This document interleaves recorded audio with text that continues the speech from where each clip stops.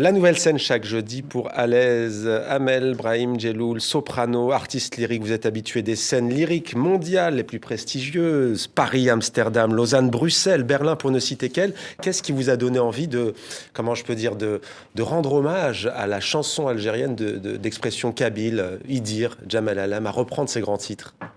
L'envie d'enfin réaliser un rêve que j'avais depuis très longtemps au fond de moi, Ouais. de rendre un hommage et chanter plus d'une chanson dans un programme de concert, Ouais. consacrer tout un programme, un album, un concert. Idir, vous l'aviez repris pendant le confinement déjà, je crois, avec Vainouva. Oui, puis depuis beaucoup plus jeune dans ma vie, et même étant étudiante à Alger, je chantais déjà des chansons de Idir. Mais vous êtes arabophone, vous n'êtes pas berbérophone. C'est ça qui intrigue un peu, mais pourquoi qu'est-ce qui vous plaît dans cette langue? La Kabylie, c'est l'Algérie.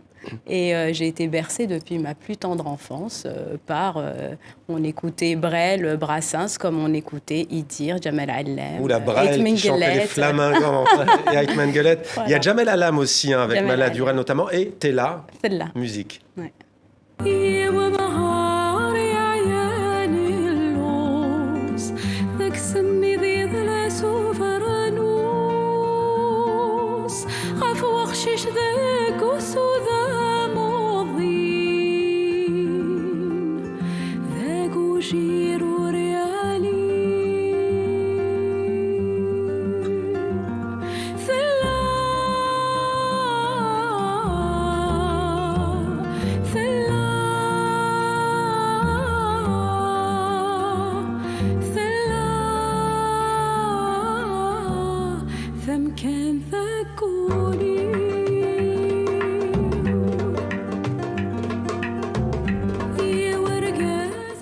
Voilà, Thalia, il y a toujours une place dans mon cœur. De quoi parle cette chanson ? En fait, de la générosité du cœur généreux kabyle, avec cette grandeur d'âme et cette humanité qui fait que, quelle que soit la condition de l'autre, il y a toujours une main tendue et un cœur ouvert pour... Vous avez appris les textes par cœur ou...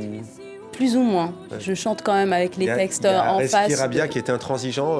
Intransigeant. Et puis pour les concerts, je donne toujours des traductions parce que pour l'instant, on s'est produit en France et personne ne comprend forcément toujours le kabyle. Il n'y a pas qu'un public kabyle.